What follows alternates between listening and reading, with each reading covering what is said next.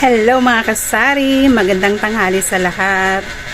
So ngayon pala guys ay nagpabili ako ng mga lamas sa Bisaya.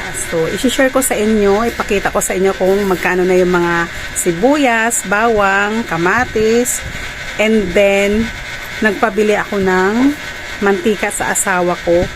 Grabe, ang mahal ng mantika ngayon, Diyos ko. Magulat kayo sa presyo.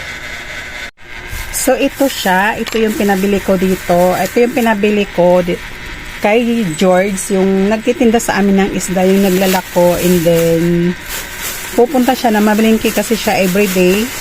So nagpabili na ako nito, yung mga pang tinda ko dito sa tindahan. Ayan. So ito yung presyo niya. Sabi naman niya sa akin, yung tig 1 kilo is tinubuan nila ng 10 or 20. So, ayan yung kilo ng sibuyas, guys. Ayan, 110. Yung bawang, 150. So, siguro ang puhunan niya nasa mga 120. O kaya, 130. So, yung kamatis, 55. And then, yung labuyo, nagpabili lang ako niya ng 30 pesos. And then, ceiling green, 20 din. And then, kalamansi, kalahating kilo. So, ayan siya. Ang total na napabili ko sa kanya is 390. Ayan, 390 siya lahat.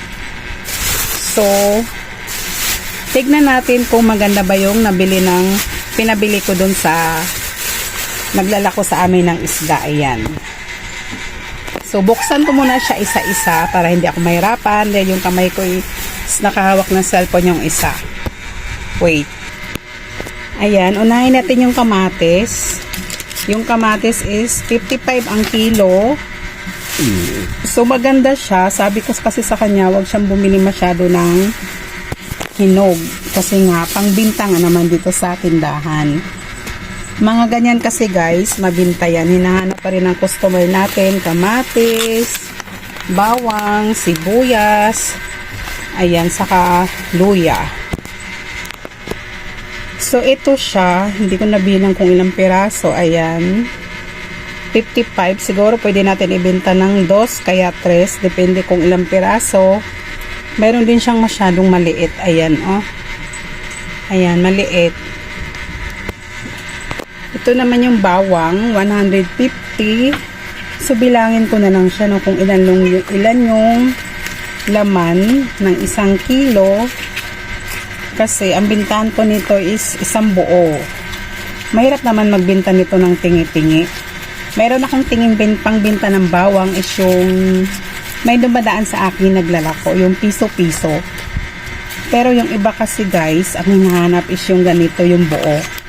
So 3, 4, 5, 6, 8, 10, 12, 14, 16, 18, 20, 22, 24, 25. So, 150 divided by 25.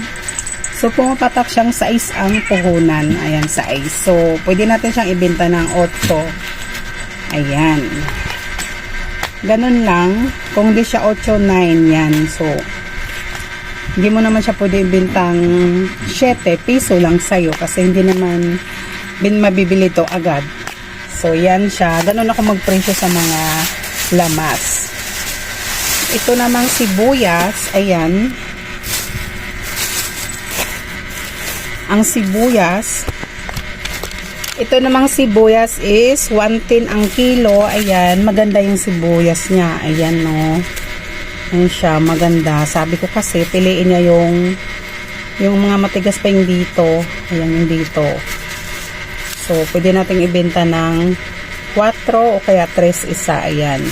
So, depende sa laki guys. And then, yung kalamansi ngayon, nagmura siya, no? Bali, 50 lang ang kilo. So, kalahati yung pinabili ko sa kanya. So, siguro, ilagay lang natin na siguro sa ano lang yung kilo nito, 40. Nagpatubo lang siya ng 10. Malalaki siya guys, oh. Kasi sabi ko, malaki yung bilhin niya. Ayan, ganyan. Kasi ang kalamansi dito sa amin, mabinta. Araw-araw siyang mabinta kasi yung mga bumili ng gin, partner to. Ito yung gusto nilang partner sa gin. Ayan. So, dito naman tayo sa labuyo. Ayan. 20 pesos to siya, guys. Tika lang. Ayan, 20 pesos ito. Ganun lang siya. Ganun lang ako magpabili ng labuyo. Hindi ako nagpabili ng masyadong madami. Ayan. So, pwede mo ibenta na 6-5 piso. Pag may bumili isa, 2 piso. Ayan. Depende kung basta makatubo ka nito sa halagang 20. Kaya tumubo ka dito ng 5 piso or 10. So, sa siling mali pala guys. Mali, yung ceiling green pala to. Ito, ceiling green pala yung 20. Ito pala yung 20 siya. Ito siya. Nagmo-moist na. Ayan. Ito pala yung 20. Ayan. So, maganda yung ceiling niyang nabili. Ayan. So, 20 to siya. Ayan. Bahala na ako. Basta kailangan kumita tayo ng 5 to 10. Kaya 10 pataas. So, ganun lang. So, ito pala siya 30. So, bilangin ko nga kung ilan. Bilangin nga natin yung sili. Kasi last time, ang bintahan ko ng sili is 3. Grabe, ang mahal. Kasi sobrang laki yung binili niya. So, ito 30 yung bili niya. 2, 4, 4, 6, 8, 10, 12, 16, 18, 20, 22, 4, 6, 8, 10, 30, 32, ganyan kasali. 32, 34, 36, 38, 40, 42. So, ayan, 42 pieces siya na sili. Tapos, yung punan niya is 30. So, ang bintahan mo talaga is piso isa. Para tong kumita ka ng, yung 12, kita mo. Kaya, pag 3-5, hindi. Pag 6 kasi 5, hindi pwede. Ayan, lugi ka. So, piso isa siya. Ayan. So, yun lang yung pinabili ko. Ayan siya. Kita nyo ang presyo ng mga lamas. Ayan. So, mayroon pa akong luya. Sabi niya, ang luya daw ngayon is 300 ang kilo. Diyos ko Lord, ang mahal. So, ayun. Na ipakita ko na sa inyo yung mga lamas na pinabili ko. And then, sa mantika naman tayo. Diyos ko, nakakalula ang presyo ng mantika ngayon. So, last time na pinabili ko sa asawa ko is nasa 130 something, 170 ata. 1370. Basta nasa vlog ko siya guys. Nasa vlog. Hanapin ko siya. Tapos ilagay ko yung link. Ayan. So, ang puhunan pala ngayon ng mantika. Ayan. So, 1.6 pala. Ayan.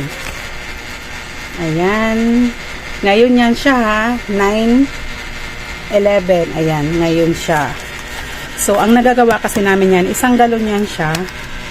So, ang nagagawa namin is 48. 48. So, 1.6 divide by 48. So, ang lumalabas na puhunan niya is ayan.